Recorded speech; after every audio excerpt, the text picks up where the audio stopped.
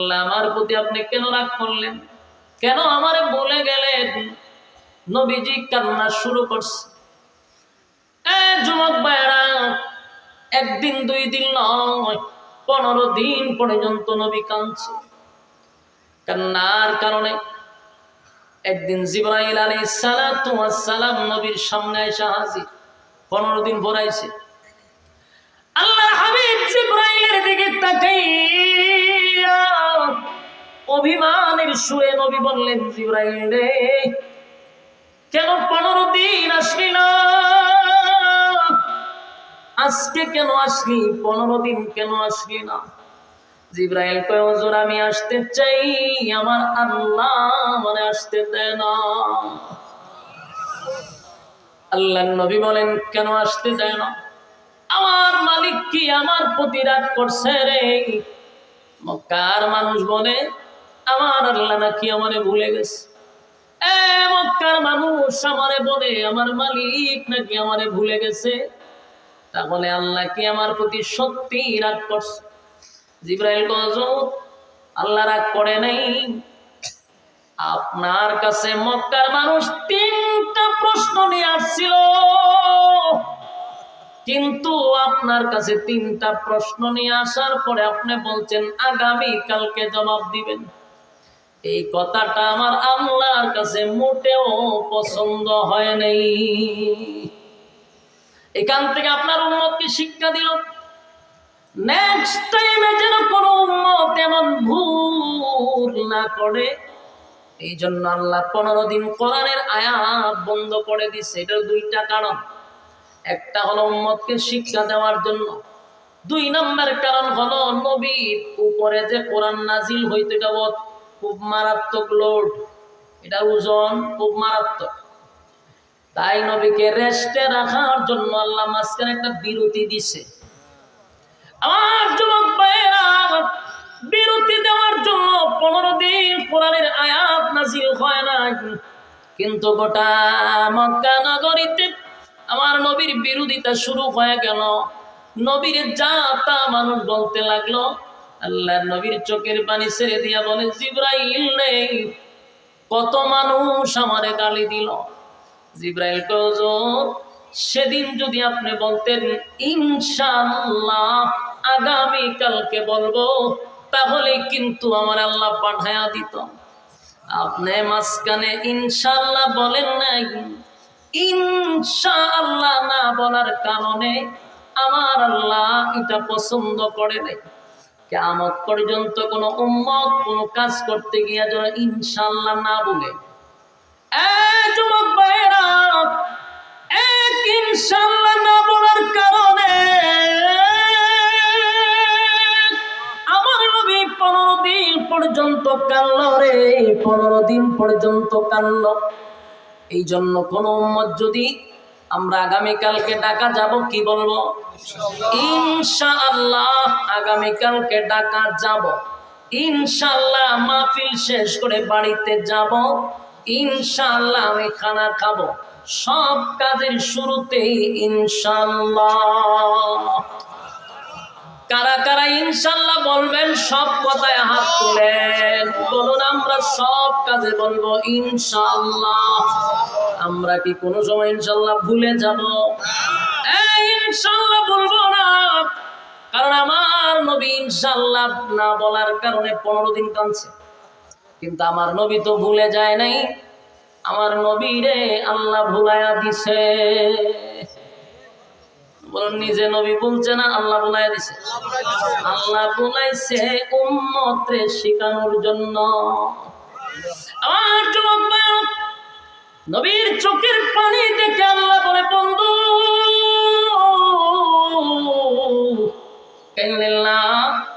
আপনার চোখের পানি আমি আল্লাহ বরদাস্ত করতে পারি না।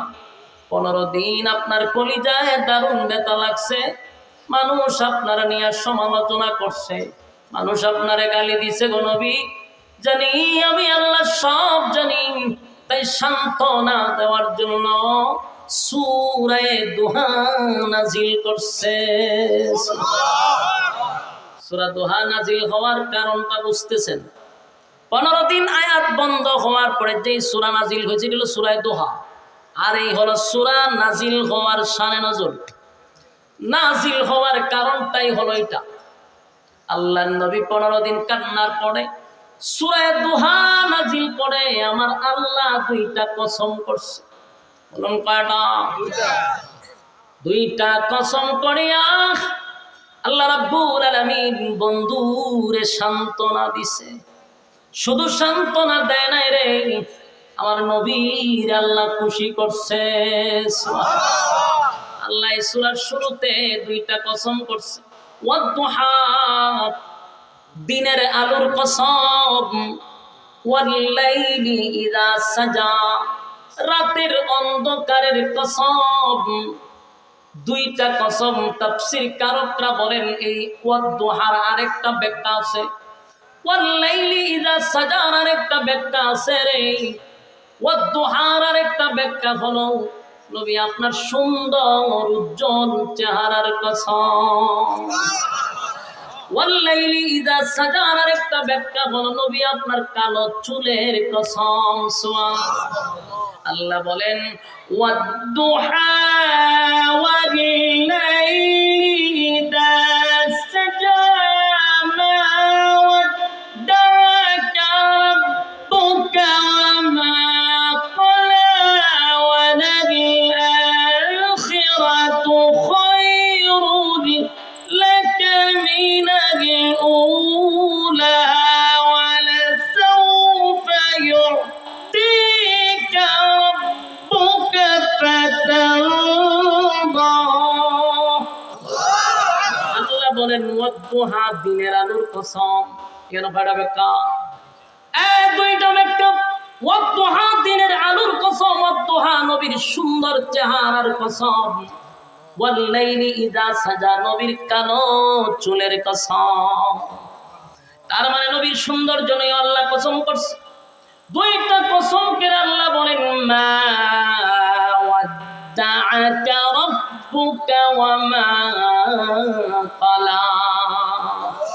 আল্লাহ বলেন বন্ধু দুইটা কসম করে বললাম, সুন্দর চেহারার কসম, কালো চুলের কসম। মা ওয়াদ্দাআকা রাব্বুকা ওয়া মা ক্বালা, আপনার রব আপনারে ভুলে নাই। আপনার রব আপনারে ভুলে নাই, ভুলতে পারে না, ভুলে নাই, ভুলবে না, বলতে পারে না। বন্ধু আপনারে আমি ভুলি নাই। মা ওয়াদ্দাকা রাব্বুকা ওয়া মা ক্বালা, আপনার রব আপনাকে ভুলে নাই, আপনারে মহব্বত করে। আল্লাহ বলেন মা ওয়াদ্দাকা রাব্বুকা ওয়া মা ক্বালা ওয়ালাল আখিরাতু খায়রুন লাকা মিনাল উলা। আল্লাহ বলেন দুনিয়াতে আমি আপনাকে যা দিলাম এর থেকে কোটি কোটি কোটি গুণ বেশি আপনার জন্য পরকালে আমি বরাদ্দ রাখলাম। বন্ধু আমি আল্লাহ দুনিয়া বানাইছি, দুনিয়া বানাইছেন আমার মালিক। আমার মালিক দুনিয়া বানাইয়া মালিক নিজেই বলতেছে দুনিয়া কিছু না, দুনিয়া কিছুই না। বন্ধু আপনারে যা দুনিয়াতে দিছি এর থেকে কোটি গুণ বেশি আমি আল্লাহ আপনার জন্য পরকালে বরাদ্দ রাখছি। আমার যুবক এই ওয়ালাল আখিরাতু খায়রুল লাকা মিনাল উলা, এই আয়াতের অর্থের দ্বারা আমরা কি বুঝলাম? যিনি দুনিয়া বানাইলেন সেই মালিকই বলতেছে দুনিয়া কিছুই না।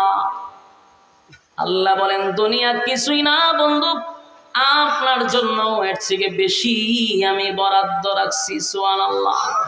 ওয়ালাল আখিরাতু খায়রুল লাকা মিনাল উলা, আল্লাহ নিজেই বলছে আমি এর চেয়ে বেশি আপনার জন্য রাখছি। وَلَسَوْفَ يُعْطِيكَ رَبُّكَ فَتَرْضَى। এরপরে আল্লাহ বলেন وَلَسَوْفَ يُعْطِيكَ رَبُّكَ فَتَرْضَى। বলো অচিরেই অচিরেই খুব শীঘ্রই আপনাকে আমি খুশি করব। সুবহানাল্লাহ। এই আয়াতের ব্যাখ্যা তাফসীর কারকরা বলেন আমার মালিক ওয়ালাসাউফা ইউতিকা রাব্বুকা ফাতারদা। এই আয়াত দিয়ে আল্লাহ কি বুঝাইলেন? শীঘ্রই আপনার বন্ধু আপনাকে খুশি করবে। তার মানে দুইটা ইঙ্গিত পাওয়া যায়, একটা হলো মক্কা বিজয় আর একটা হলো মেরাজের রজনী।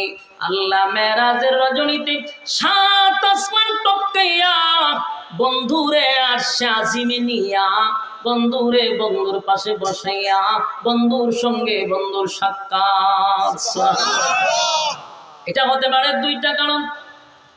ওয়ালাসাউফা ইউতিকা রাব্বুকা ফাতারদা। এই যুবক বাবা, মুরব্বী বাবারা, কথাগুলি একটু দিলের কান লাগায় শোনেন। আমি জানি এই ওয়াজ আপনাদের এলাকায় চলে না, ভালো পান না, আমি জানি, কারণ এক এক জায়গা এক এক রকম ওয়াজ। কোন জায়গায় বেশি গিচ্ছা কাহিনী চলে, যত কাল্পনিক গল্প পাবলিকের সামনে বলা যায় তত পাবলিক খুব আনন্দিত হয়। বক্তা একটাই যে খান দায় হতে এলেছে, কিন্তু এটা যে গাঁজা করি কথা কতগুলো শোনাইছে, কোরআনের একটা আয়াত নাই, সবগুলা কাল্পনিক গল্প এরকম বক্তায় আপনার খান দায় যায়। কিন্তু কোরআনের কথাগুলি একটার পর একটা আয়াতটা বুঝাইতেছি, একটার পর একটা মানুষ উঠতেছে, মানে কি মজা লাগে না? আমি পাবনাতে বেশি প্রোগ্রাম করতাম একটা সময়, তো পাবনাতে গেছি পরে আমার মানুষ হুজুর এই ওয়াজ চলবে না, তাফসির খাইবে না, আপনি গল্প বলেন, হৃদয় বিদারক। আমি বললাম এই গাঞ্জা করি গল্প আমার জীবনে কোনো মাহফিলে বলিও নাই, আমার দ্বারা এখানে ওয়াজ করা সম্ভব না। এই ভাবনা জীবনে লে সারলাম, খুব ডিমান্ডে আমার নিত, কিন্তু এরার আগের যে বক্তা আনতো তাহার আড়াইতে ইচ্ছা কাহিনী করতো আর খান্দাইতো হাসাইতো, আমি পারি না। আমার প্রতিটা আলোচনা আমি কোনো না কোনো একটা বিষয়ের ভিতরে আমি অল্প এলেমের মানুষ বোঝানোর চেষ্টা করি, কিন্তু সব অঞ্চলে ওয়াজগুলা খায় না। আমাদের সিলেটের একটা মজা কি জানেন? সিলেটে আপনি প্রোগ্রাম করতে যাবেন তো পোস্টার আপনার বিষয় দেওয়া থাকবে, আমরা ওই এলাকার মানুষ, বিষয় ছাড়া কোনো আলোচনা আপনাকে বসতে দিবে না। আয়াত নাম্বার লেখা থাকবে, এই আয়াত থেকে এই আয়াত হলো আপনার ওয়াজ। আমরা এইভাবে করতে করতে অভ্যস্ত হয়ে গেছি, তাফসিরের হাইসিয়তে যতটুকু পারা যায় বলার চেষ্টা করি, কিন্তু এই ওয়াজ তো ভাই সব পাবলিকও খায় না। আমি বইছি পত্রিকা এক দুইজন তিনজন করে উড়ে, খালি উড়ে। এখন যদি আমি মনে করেন শাকের গিচ্ছা কইতাম, ব্যাঙের গিচ্ছা কইতাম, তাইলে কিন্তু আমিও খান দাইতে পারলাম। হইলে এগুলা বইলা 4 বছর কোনো ফায়দা হবে? কথা কর না তো, সারা রাত তোমার শুনলেন ব্যাঙের গিচ্ছা, সাপের গিচ্ছা, তো লাভটা কি হলো? আমার এখন বেহুদা সময়টা নষ্ট করলেন। আর এখানে যে বলছেন কোনো কিছু না বুঝেন, প্রতিটা আয়াত না বুঝেন, একটা অক্ষরে কইরাও 10টা নাকি আপনার অ্যাকাউন্টে জমা হচ্ছে, প্রতিটা অক্ষরে 10টা করে নাকি জমা হচ্ছে। এরপরে যদি ভালো না লাগে বুঝবেন কপাল পুড়ে গেছে আপনার, আপনি কোরআনের আলোচনা শোনার যোগ্য নয়, গিচ্ছা শোনার যোগ্য। তাহলে ওই গিচ্ছা অন্যান্য বক্তা আছে, এদের সামনে বসবেন, ঠাল ফনিক গাঁজা করি কথা বইলা বইলা পুরা মাহফিল গুলারে দিচ্ছে একবার 12টা বাজে। আল্লাহ আমাদেরকে এই সমস্ত লোকদের কাছ থেকে হেফাজত করে গান। কথা কি মনোযোগ দিতেছেন? এই সূরার শুরুতে 2টা কসম। এখন 2টা কসম করে আল্লাহ কি বললেন যে আমি আপনাকে ভুলি নাই।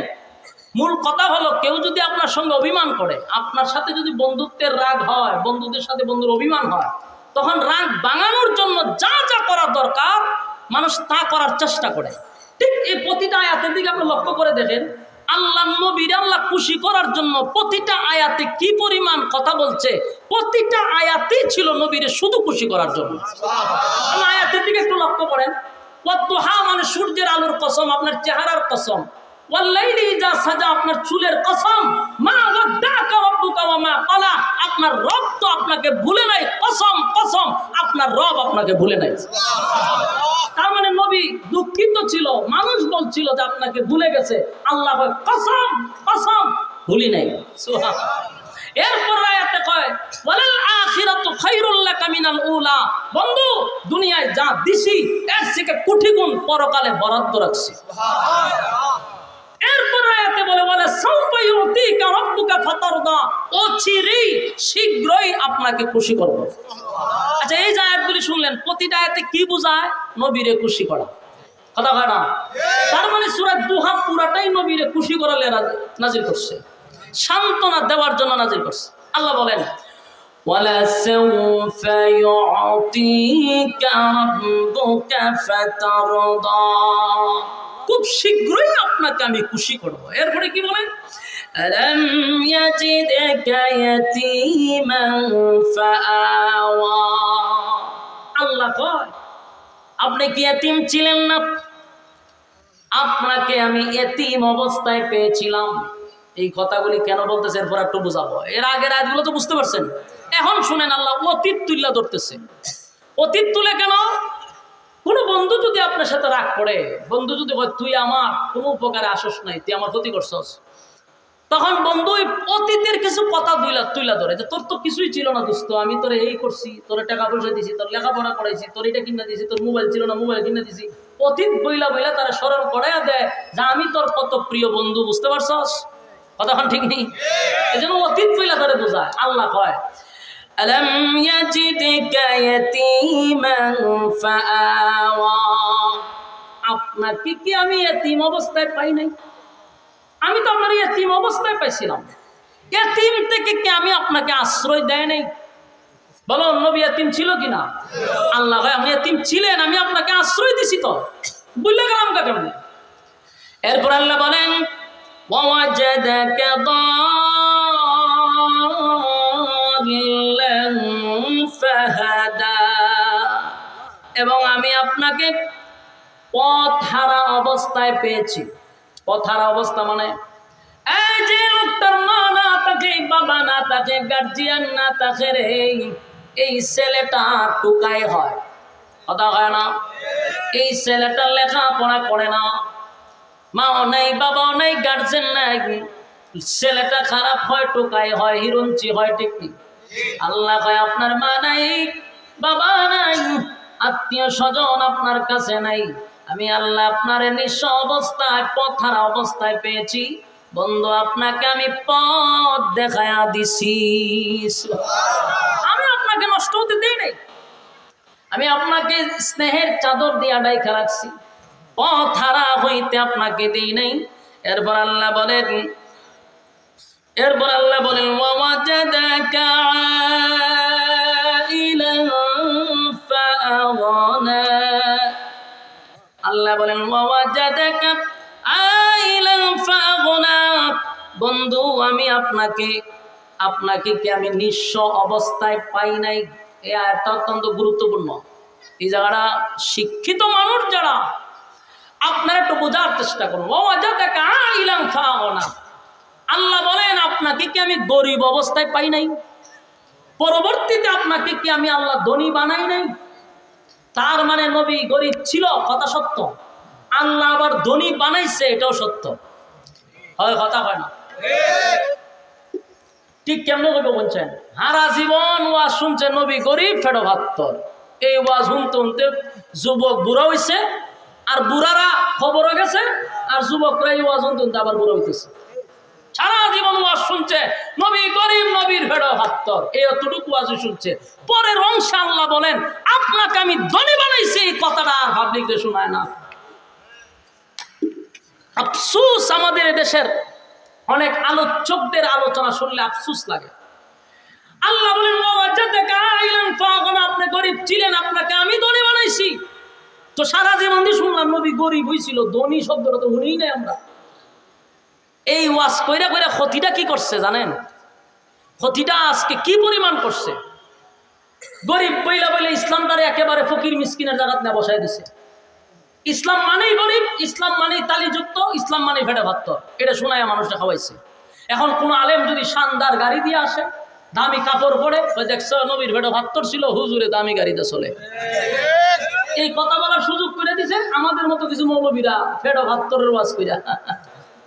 হয় হুজুর মানুষ থাকবো, মসজিদও থাকবো, মাদ্রাসা, গাড়ি তুলতো কেরে, বালা খাবার পরার তো কথা ছিল না হুজুরের। হুজুর থাকবো গরিবানা সুরাতে পাঞ্জাবি বিছাতে বললেও ঘুরবো, আর তসবি একটা হাতও থাকবো, আর কার বাড়িত মরছে গিয়ে জানাজা ভরাইবো, আর আমরা দাওয়াত দেনে গরম ভাত খাওয়াই 100 টাকা ফটো ঢুকাই দেবো। এটি বুঝে হুজুরের খাওয়া। সি সি সি সি সি কই নিছে আলেমদেরকে? গাইরতে লাগে না হুজুরদেরও? লজ্জাও করে না এই সমস্ত আলেমদেরও? এই কাজের জন্য নয়। ইমাম শব্দের অর্থ হলো নেতা। নেতা থাকবে সবার উপরে, সমাজের যত বিচার হবে, সমাজের যত সালিশ হবে, সব আলেমরা করবে, আলেমদের নির্দেশনায় দেশ চলবে, ঠিক কিনা বলেন? আজকে আমরা বানাইছি এতিম আর মিসকিনের কাঙ্গালি। একমাত্র কারণ হলো এই মৌলবীরা স্টাডি না করে সাপ ব্যাঙের গিচ্ছা গায়া 2 ঘন্টা পাবলিক রে খাইট করে এসে করে ফেলাইতে আসে জায়গা। আর বক্তারা বু কথা হয়, ও বক্তা খান দেয়া গেছে, গাঞ্জা বুড়ি কথা বলে খান দেয়া গেছে। ও আজ্জাতাকা ইলাম ফাগনা, নবী আপনি গরিব ছিলেন, ধনী বানাইছি কথাটা কেন শুনেন না?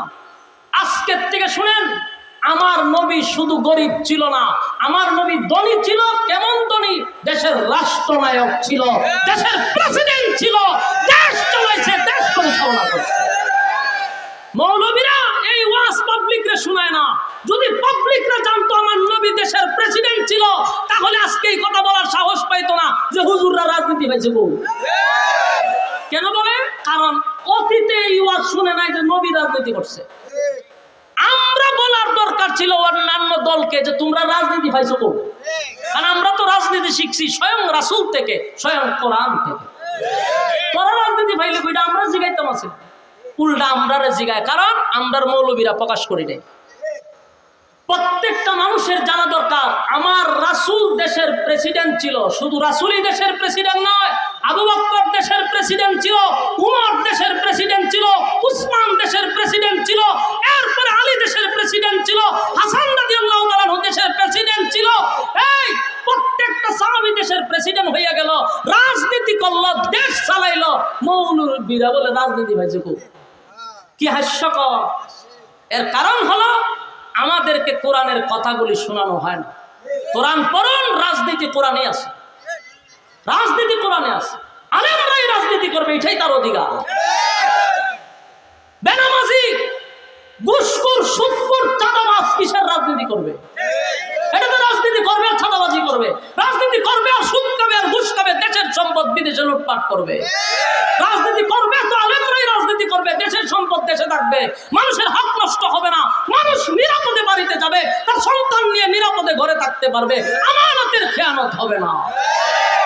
আলেমরা তো আপনি বসাবেন না, যত বড় ইমামই হোক মুসল্লি প্রথম ভোট দেয় না। কেন দেয় না? যে হুজুর যদি বানায় আলাই তাহলে গম চুরি করুন কেমনে? আমরা রাস্তাঘাটের সিমেন্ট বালু ইট বালু খামো কিভাবে? এই নিজেও খাইতে পারবে না, এই জন্য আলেমরে বসায় না। এই সমস্যাটাই হলো মূল কারণ। আলেম বসলে দুর্নীতি করতে পারবে না, হেরাও জানে, এরা নিজেও জানে ঘরে হুজুর বসায় দেয়, তা আমরা চুরি দাড়ি ঘুরা বাসন কেমনে? এই কারণে আলেমরা বসে। সম্মানিত শুধু আল্লাহ বলেন আপনি গরিব ছিলেন, আমি আপনাকে ধনী বানাইছি। তার মানে আল্লাহর রাসূলকে আল্লাহ নিজে বলতেছে ধনী বানাইছে। হ্যাঁ, নবী ধনী ছিল। জানেন কত ধনী ছিল? আম্মা জান খাদিজাকে যখন রাসূল বিবাহ করে, খাদিজা তখন মক্কার সবচেয়ে বেশি ধনাঢ্য মহিলা ছিল, সম্ভ্রান্ত পরিবারের মহিলা ছিল, কোটি কোটি টাকার সম্পদ ছিল খাদিজা। তখন খাদিজার মতো শিল্পপতি কোনো লোক ছিল না। সেই খাদিজার সমস্ত ধন সম্পদ নবীর কদমে ঢেলে দিচ্ছে। আল্লাহ তো খাদিজার মাধ্যমে রাসূলকে ধনী বানাইছে, কোটি কোটি টাকার মালিক রাসূলকে বানাইছে। সেই ইতিহাস বাদ দিয়া ফেটে পাত্তর বানছিল, কথা তো সত্য। এই সত্য কথাই খালি বলবা, পরের সত্য বলো না কেন? উদ্দেশ্য খারাপ। হ্যাঁ, আজকে আমাদের অনেক শিক্ষিত গ্রাজুয়েট মানুষগুলা, ইঞ্জিনিয়ার, ডাক্তাররা মাদ্রাসায় ভর্তি করতে চায় না। এর একমাত্র কারণ হলো এই মৌলবীদের এই লেবাসের কারণে।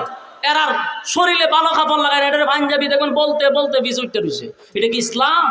এটা ভাইছো গো, এটা ভণ্ডামি। ইসলাম বলছে তুমি একেবারে পরিষ্কার পবিত্র থাকো, তোমার কাপড় চুপড়ে তুমি শানদার হয়ে থাকো, তোমার দেখলে যেন আরেকটা মানুষ আসে। কারণ এইভাবে যদি আপনি দেখেন এর ছেলে মাদ্রাসা ভর্তি করবো, যে পাঞ্জাবি উঠে রয়েছে, এটা কোন তরিকা? আমার ছেলেরে দিলে আমি একটা শিক্ষিত মানুষ, আমার টাকা পয়সার অভাব নাই, আমার বুলার মাদ্রাসা দিই, এর পাঞ্জাবি তো বললেও বুঝ উঠবো। আপনার শান শৌকত দিকটা আরেকজন মানুষ মাদ্রাসায় ভর্তি করতে বাধ্য হবে, কথা হয় না?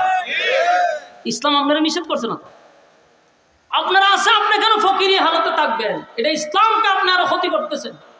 এগুলা দীক্ষা অন্যদের ছেলেকে নিয়ে স্কুলে ভর্তি করে, মাদ্রাসায় ভর্তি করে না। মন মানসিকতা চেঞ্জ করতে হবে। মাদ্রাসার একটা অফিস বানাই আমরা, একটা চেয়ার প্লাস্টিকের ফালাইতে রাখে, আর একটা টেবিল ভাঙ্গা, বাস এক কাপ চা দিয়ে গেলে। তো সেই বেচারা দীক্ষা তো নিজেই চিন্তা করে যায় যে কই এলাম আমি। এরকম মন মানসিকতা চেঞ্জ করে, কথা বুঝতেছেন? বড় কথা না, আপনারা পারলে একদিন আমার মাদ্রাসার অফিসের ভিতরে ঢুকে দেখবেন। আমি তো ছোট মানুষ, অফিসে ঢুকে না আমার যার একটা রাজকীয় অফিস বাংলাদেশে আছে কিনা সন্দেহ আছে। আপনি বসবেন, আপনার মাথা নষ্ট করে দিতেইব যে হুজুররাও রুচি আছে, দুইখানে আমার অফিসে একদিন গিয়া। কারণ আপনার বুঝতে হবে যে ইসলাম এটাকেও সমর্থন করে। আজকে যদি রাসূল থাকতো, এক্সাম্পল, রাসূল যদি এই যুগে থাকতো, বলুন পৃথিবীর সবচেয়ে দামি বিমানটা কে চালাইতো? কথা হয় না দি? আপনার ফিরের জন্য যদি পুরুলিয়া যেতে পারেন, ফিরে যদি গাড়ি কিনা দিতে পারেন, ফিরে যদি বাড়ি ঘুরে দিতে পারেন, নবী যদি থাকতো, 100 কোটি মুসলমানের উম্মত, 100 কোটি উম্মত যদি রাসূলের থাকতো, এখন রাসূল যদি থাকতো, স্বর্ণ দিয়া বিমান বানায়া দিত। কথা হয় না? স্বর্ণ দিয়া বিমান বানাইতো। নবী থাকলে এখন এইভাবেই চলতো। তখনকার যুগ এখনকার যুগ তো আপডেট। আপনি 1400 বছরের ভিতরে ফিরে রয়েছেন কেন? তখনকার একটা যুগ ছিল, এখন তো আমাদের এই যুগে রাখছেন আল্লাহ। এখন রাসূল থাকলো, রাসূল স্বর্ণের হেলিকপ্টার দিয়ে চলতো। বাস্তব না বাস্তব? পৃথিবীর সবচেয়ে দামি গাড়িটা রাসূল চালাইতো, উম্মতরা কিনা দিত, ঠিক না? আমার যুবক ভাইরা, আল্লাহ তার বন্ধুরে সান্ত্বনা দেওয়ার জন্য 2টা কসম করলেন। নবীর চোখের পানি মুছে দেওয়ার জন্য আল্লাহ কত সুন্দর করে নবীরে বুঝাইলেন, বন্ধু আপনার চেহারাটার কসম, আপনার সুন্দর চেহারার কসম, বন্ধু আপনার কালো চুলের কসম, বন্ধু আমি আপনাকে বলি নাই মা ওয়াদ্দাকা রাব্বুকা ওয়া মা ক্বালা, বন্ধু আপনার রব আপনারে ভুলে নাই। ওয়ালাল আখিরাতু খায়রুল লাকা মিনাল উলা, বন্ধু আমি আপনার জন্য দুনিয়ায় যা দিছি কিছুই না, পরকালে আপনার জন্য কোটি কোটি গুণ বেশি রাখছি। ওয়ালা সাউফা ইউতিকা রাব্বুকা ফাতারদা, বলল অচিরেই আপনাকে আমি খুশি করব। আল্লাহ বন্ধুরে সান্ত্বনা দিয়ে একের পর এক আয়াত নাজিল করে জানায়া দিলেন, আলাম ইয়াজিদিকা ইয়াতীমান ফাআওয়া, এতিম ছিলেন, আমি আপনাকে ছেড়ে দেই নাই, আপনাকে আমি আশ্রয় দিলাম। ওয়াজাদাকা দাল্লান ফাহাদা, পথহারা আপনাকে করতে দেই নাই, পথহারা ছিলেন, আমি আল্লাহ পথ দেখায়া দিলাম।